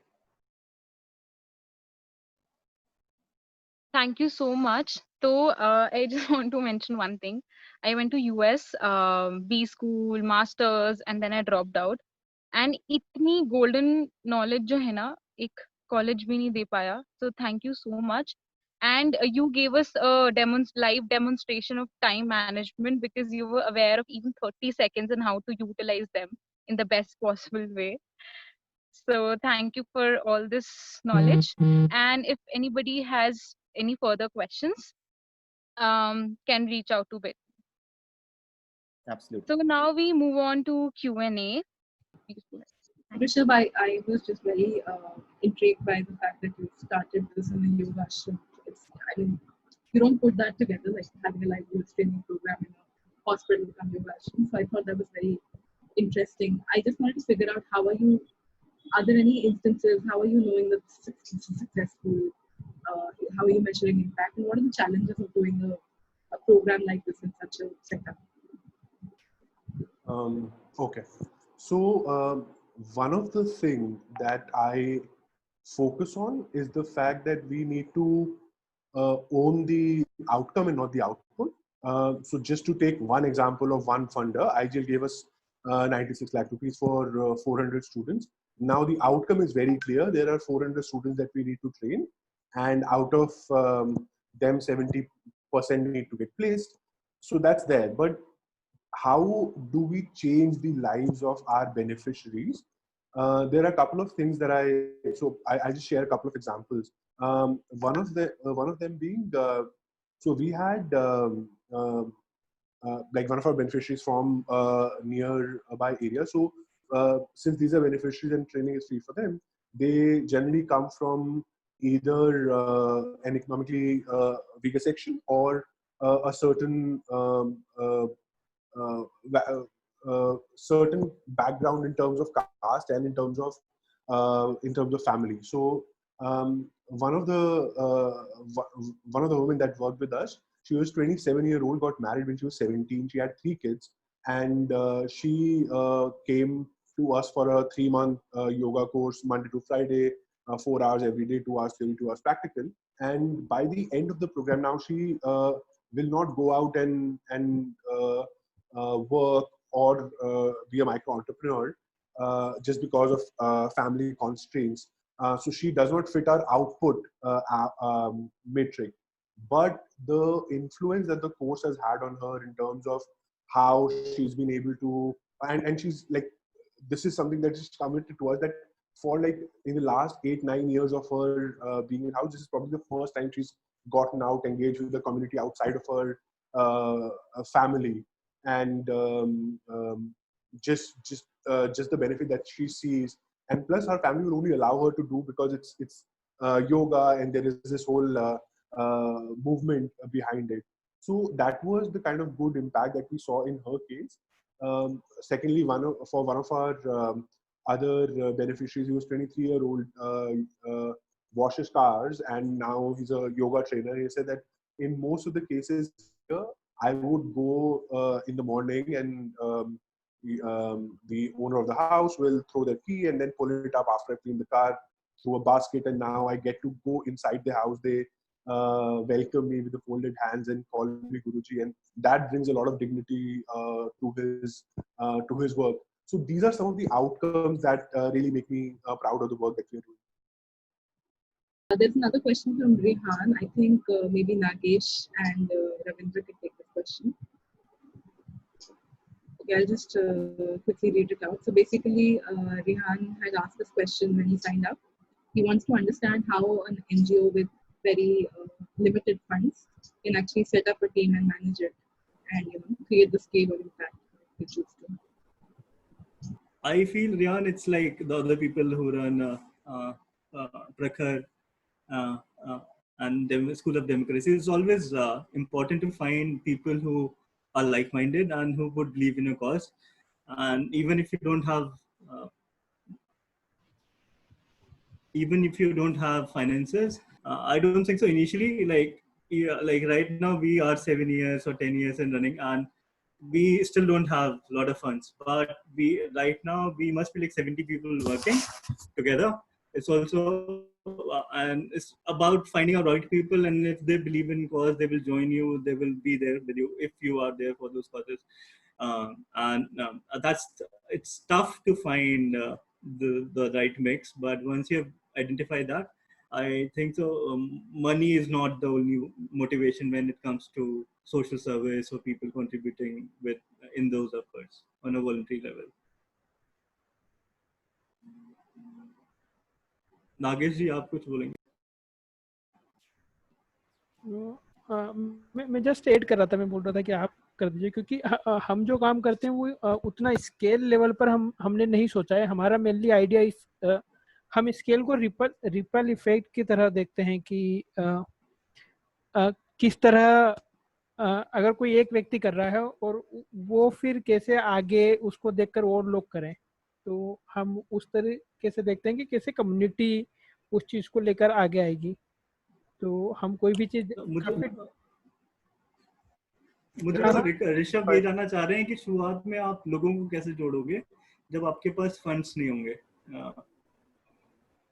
Do you want to clear? Yeah. So जैसे हाँ, रविंद्र ने काफी कुछ मतलब clear करने की कोशिश की, तो मैं उसमें जैसे first of all initial stage पे नो डाउट एक कॉज के साथ हम जुड़ते हैं, बहुत सारा टीम हमारे साथ जुड़ता है, इनफैक्ट बहुत सारे वॉलंटियर्स भी होते हैं. तो नॉन प्रॉफिट में क्या होता है कि हम एक कॉज के साथ और एक एनर्जी के साथ चलते हैं, लेकिन जब हम उसको स्केल अप करना चाहते हैं या फिर काम को एक्सटेंड करना चाहते हैं, तो वहाँ हमें मेजर प्रॉब्लम आता है. तो फिर हमारे सामने दो ऑप्शन होते हैं, क्या तो उसको फिर बिजनेस मॉडल में इसको कन्वर्ट किया जाए ताकि हम थोड़ा इसको जो है रेवेन्यू जनरेट कर सके, और जो हमारी फैसिलिटीज़ हैं, जो हम बेनिफिट्स को फैसिलिटी या पहुँचाना चाह रहे हैं उसको हम फुलफिल कर सकें. या फिर हम नॉन प्रॉफिट में इसको रखते हैं, तो वहाँ पे फिर ये सारी प्रॉब्लम क्रिएट होती है. वहाँ पे हमारे साथ जो एक स्टैंडर्ड होता है सैलरी का, वो हम टीम को नहीं दे सकते, या फिर अपने खुद के खर्चे या फिर बहुत सारे रिसोर्सेज हैं वो सब अवेलेबल नहीं हो सकते. तो इस सिचुएशन में क्या करना चाहिए कि क्या हमें बिजनेस मॉडल पे अपने आप को शिफ्ट कर लेना चाहिए, या फिर नॉन प्रॉफिट में मतलब समथिंग लाइक नॉन प्रॉफिट हम कर रहे हैं, तो हमारा कॉज है और हमारे खुद को है, एक विजन है, तो वो खुद के लिए है, हम करते रहते हैं, काफ़ी फाइट करते हैं, लेकिन जब हम उसको स्केल अप करना चाहते हैं तो वहाँ पे एक बड़ा चैलेंज आता है. तो उसको कैसे ओवरकम करें? या मतलब मैं यहाँ पे शायद पॉलिटिकली करेक्ट नहीं होगा, maybe I am open to criticism, but मुझे लगता है नॉन प्रॉफिट सेक्टर है वो काफी तरह से बिजनेस मॉडल पे है, बट थोड़ा इम्पैक्ट ड्रिवन है उसके साथ. तो कहीं ना कहीं अगर आप उस तरीके से अगर देखोगे कि आपको एक्सपेंसेस और सैलरीज मीट आउट करनी है, तो पॉलिसी और इम्पैक्ट वाले साइड पे आपको जाना पड़ेगा। अदरवाइज फिर जो ट्रेडिशनल सर्विस का जो सेक्टर है, इट्स हाँ उसमें थोड़ा सा स्ट्रगल रहता है, पर वो वैसे भी आपको डिसाइड करना पड़ेगा आप किस तरह से काम करना चाहते हैं। जैसे वी ऑलवेज से हम ह्यूमैनिटेरियन वॉलंटरी ऑर्गेनाइजेशन है, सो अगर आप जो नॉर्मल दैट्स वाई पहले भी मेरी ईशानी जी से बात हो रही थी, तो I am really inspired by लोग जो 2010 या उसके बाद इसमें जुड़े हैं, तो उनका रिसोर्सेज वाला सेक्टर प्रपोजल वाला it comes as soon as they are starting। तो वो विजन क्लैरिटी पे शायद भी डिपेंड करता है कि आप किस अप्रोच के साथ चल रहे हैं। ऋषभ भी शायद इस पे ज्यादा अच्छा ऐड कर पाएंगे। हाँ, थैंक यू। तो यार मेरा टेक इस पे थोड़ा सा डिफरेंट है, और वो इसलिए कि मुझे लगता है हम लोग ना स्पेशली जब सोशल सेक्टर में होते हैं तो हमें एक हीरो कॉम्प्लेक्स हो जाता है।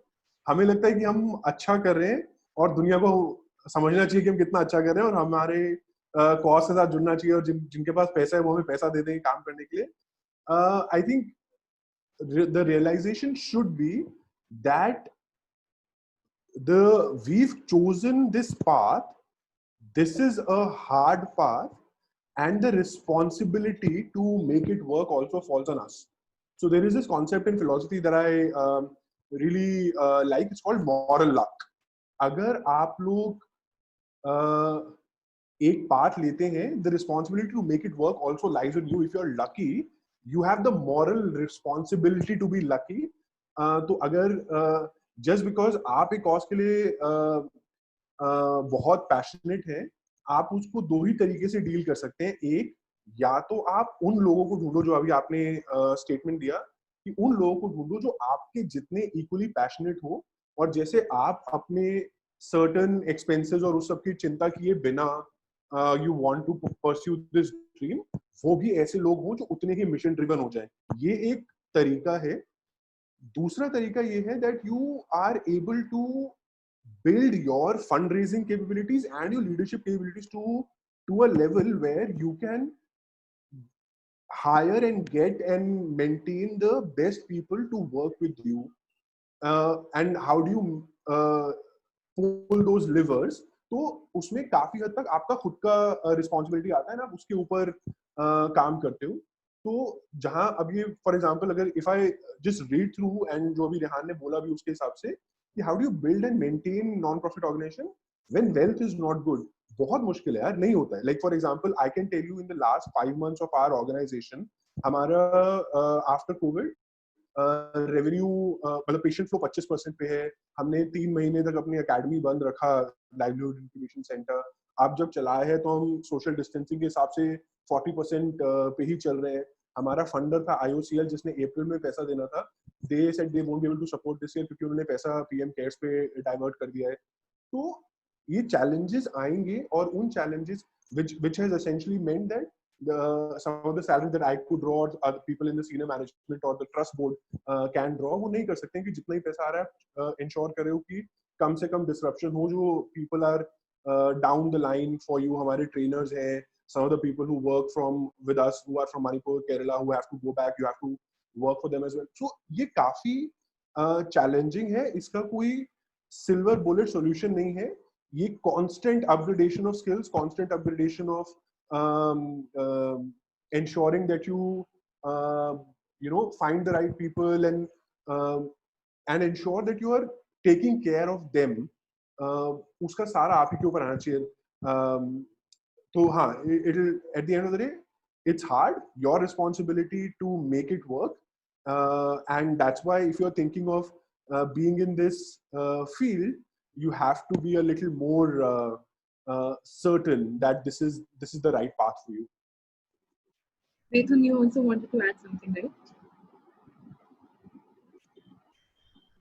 No, I think Rishabh covered most of it. I think I'm on the same lines which he's saying that if you are in the non-profits part, whatever it is, you really need to see how sustainability can be achieved, whether it be relooking at the business model, and probably of course if you're totally bootstrapping, तो फिर ढंग के लोगों को ढूंढो जो आपके vision के साथ है, and together you are trying to make that impact.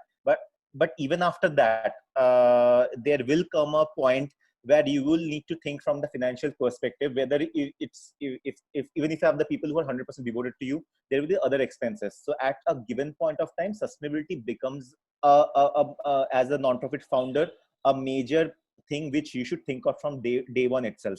वो challenge आपके पास आएगा, of course problem solve करना ही है.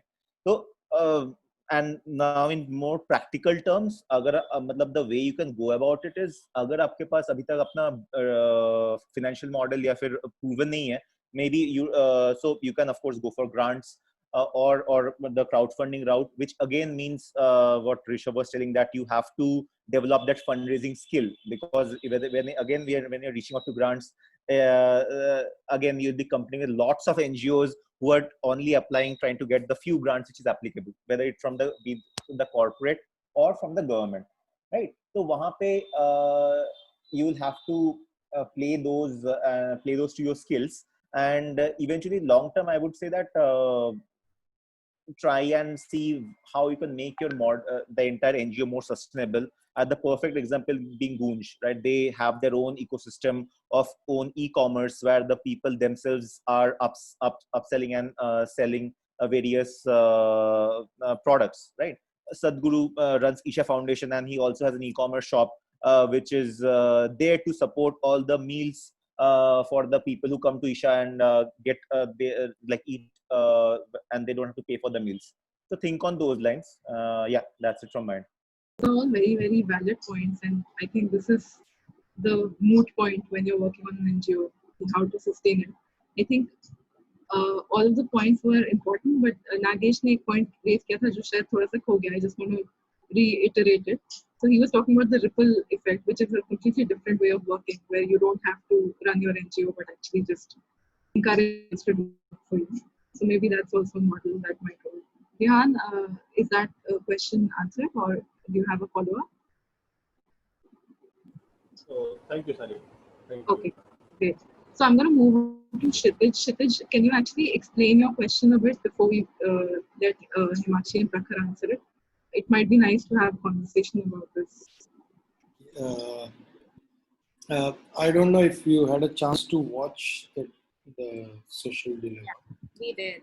So, By the way, great movie. the first part of it is more on a personal side and how people connect with each other. But towards the latter part, like last 20 minutes, 30 minutes or so, it talks about how societies are being polarized and how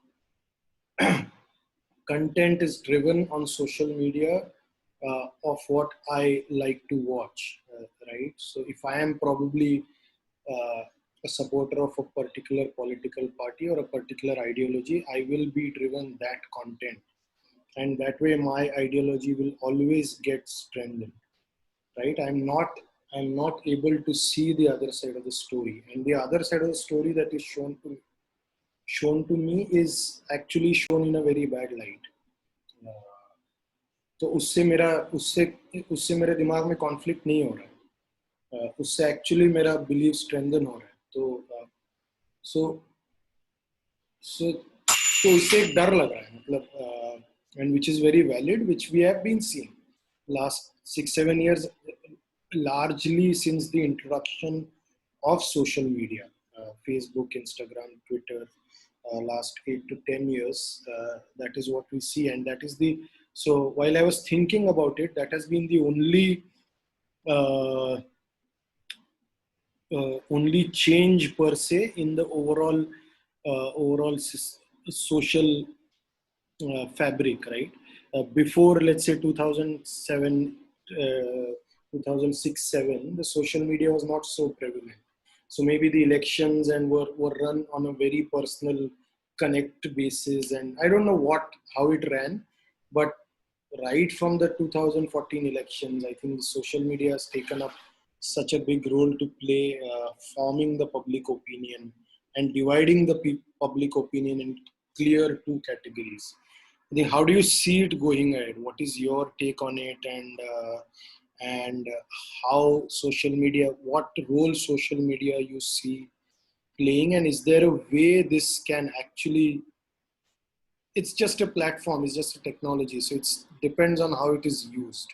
So do you see a way it is being used in a more constructive way rather than how it is used right now? Yeah. Yeah, I can take a shot, share our thoughts. I don't know whether we have answers to this because it's a ongoing thing that we also constantly think about. Uh, I think first clear thing is that I don't think so. At least I don't think so that it will stop so soon. I think this is going to stay for a long, and this polarization is not like it's happening across the world, and this is going to stay long. For us, at least at ISG, I think our commitment towards non-partisanship and second dialogue is extremely high, and we want to make sure that we work like that. Uh, so we have to choose our battles, and I think one of the battles we have to choose that maybe we can't work with the people who are on the either side of the extreme. So it can be either side, and there I think we should not put it into just left or right, but I think there are multiple extremes, and I think we won't be able to work with the people who are on the extreme side. So I think that's a choice that we have made. That I think one thing that we also look for people who are coming in our program is, do they have the ability to hold multiple truths together?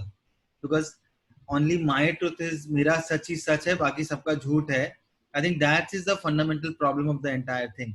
We are so bought in the idea of my truth that हमें लगता है बाकी सब गलत बोल रहे हैं, and we didn't I think lose the ability to even see good in the other side. So I think that's what I think that choice we have made, that we want to work with people who have the basic ability to say that okay, I want to coexist together, and maybe we don't have the, as of now I don't think so. Himakshi, you can add more. I don't think that we have the capacity also to engage with both the extremes together in the same room. So I think that's one choice. Maybe 3-5 years down the line, our own capacity of dialogue will, I think, grow further, wherein when we can have both sides of yeah, I was going to take a spokesperson name, but it's better not to take any name over here. The other thing I think is the onus also lies on the people who want to do the dialogue and who believe in the dialogue. And the first step for that is listening. And I think listening is something which is extremely crucial. So as a team also, we try to practice that. And in the program also, we try to practice that with simple things. Like in one of the program in Democracy Express, we did an experiment around in which we chose like some session around in which we chose a video of same, like a video around which justifies cow lynching, around lynching, and the basically the reason behind why cow is such a sacred element. So that's one perspective. And also on the other side, showing the video in which they tell why it is extremely wrong to kill a person because of a cow. And similarly, a video from a Kha Panchayat which justifies why women need to be controlled. And then another video which tells about why violence against women is the responsibility of the entire society. So how do we start seeing two truths together and then understand, okay, this person is coming from this space, and then maybe approaching to the idea of dialogue? Because what happens is that to defend our truth, we sometimes become extremely violent in our own thoughts. This is, I think, more of a, I think, personal view, if I have to say. I see a larger problem in today's side, on the liberal side as well, wherein the whole idea of liberalism was to listen. And I fail to be a liberal the moment I become strong and have a very strong voice, words, and I use exactly same tactics as I am been opposing. So I think I see, at least in my friend circle and otherwise also, I think I have a very strong idea that maybe we need to rethink what liberal meant. And if there was a conservative or a right wing, if that was the language that liberals was using, then we don't have a true liberal audience that is present who is ready to engage in the dialogue. So I don't know, Shruti, whether this answers the question. I think this is a very difficult thing to do and the most important thing to do. I don't think there is a question, and I don't think there can be an answer to it. So I'm just trying to kind of, while listening to both of your stories, it's something that came to my mind. I was trying to share Yeah. I think yeah, we just have to learn to listen. No matter how extreme the thought process is, at least listen to it and then say, okay, I completely disagree with you. But can I say that respectfully? The problem is when I say I disagree with you, we say in such a violent way that I disagree with you that the dialogue breaks over there. So Right. yeah. Right. Also, I think one thing which I at least say that the fortune to have mentors and people who have enabled dialogue within us, maybe the people who believe in dialogue, maybe the other side has not got that fortune. So Right. that's a bit of yeah. But thank you for raising that, Chipil. It's a really important conversation to have, especially since all of us are working in the social space. And this is like the bottom line, the core of how social change or transformation can happen. Any Yeah. of you want to add to that? Yeah, I, Himakshi? Yeah. sorry. Himakshi, do you want to go first? Okay, thank you. So, Go for it. very quickly, from my own perspective, so my dad has been a strong RSS supporter since as long as I've known that. And between August 2013 and July 2016, I was on a retainership with Asauddin Owaisi. For me, the house and discussions at home were worse than you can probably have on social media. But I think but that helped me develop a question whenever I interact with someone who has a diametrically opposite view of me, be it in politics or in any other social setting, that if your mother or your dad, this is the question that you frame, and it has worked in my life with my friends and acquaintances, that if your mother and father had this diametrically opposite view, uh, how would you change their mind? Obviously, you will not be as abusive or as violent, as Prakhar puts it, when you're talking to them. Maybe you'll try to understand their context, understand their where they're coming from, and as respectfully as possible, lay out your own views. And maybe then there will come a time where you will agree to disagree. But that's only something that you can do at a micro level. To the question about how do we change it at a macro level, I think you have to just trust the butterfly effect process. You make those changes in in yourself, in your circle, and just hope that that kind of permeates out. I just have one thing to say. I think, Rishabh, not like countering to what you're saying. I think the moment we go with the approach that I have to change the other person's mind, my intuitive belief is that I am right. And I think that is a genesis of breaking of dialogue automatically. So if I'm talking to Himakshi and if I have the thought that I want to change Himakshi's mind towards mine, then I'm not really listening. And I think that's where we have to change the approach to not go with the mindset of changing the mind, but going with a truly listening mindset and then see if maybe something is there. I think I'm also, Himakshi can share, I'm also a little bit I think strong in my opinions and ideas. But I think it has helped a lot to at least go with the thought to listen and not go with the thought to change the other person's mind, because then I am fundamentally believing that I am right. And I think then the true essence of dialogue might fail. It might be a word that you said, but I think as an approach, I think which can be very helpful is maybe we go to the with an idea of listening and not with the idea of changing the mind. And in that listening, some magic sometimes happens. I think most time happens. Yeah. You're truly listening. Yeah. I completely agree with you.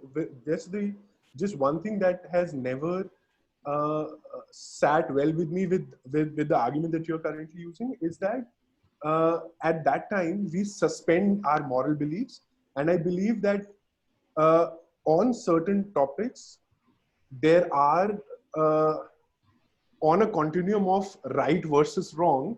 Yeah.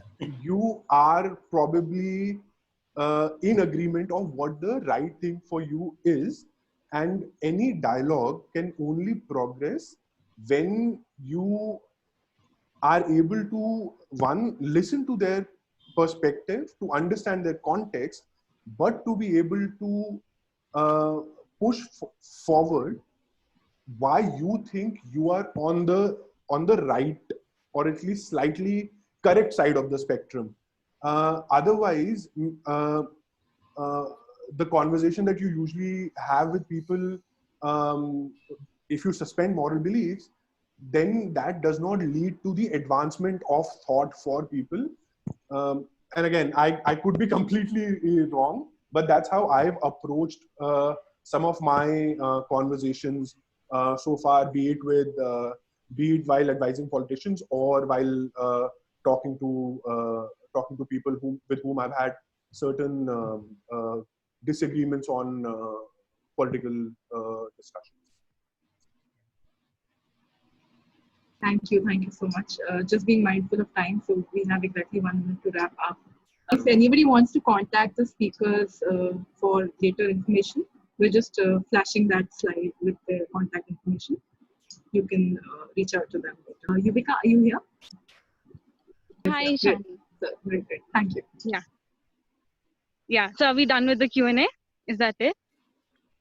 Yeah, I think we'll have to wrap up because we are. Great. So thank you so much, everyone, for. Firstly, this call was pretty smooth, but मेरे end पे दिक्कत थी. So thank you so much for that. And it was brilliant knowing about social entrepreneurship. I don't think Google भी इतनी information दे सकता है. Exaggeration much. And next month we have a similar call on creative leaders. So stay tuned and we'll share the information soon. Thank you, everybody.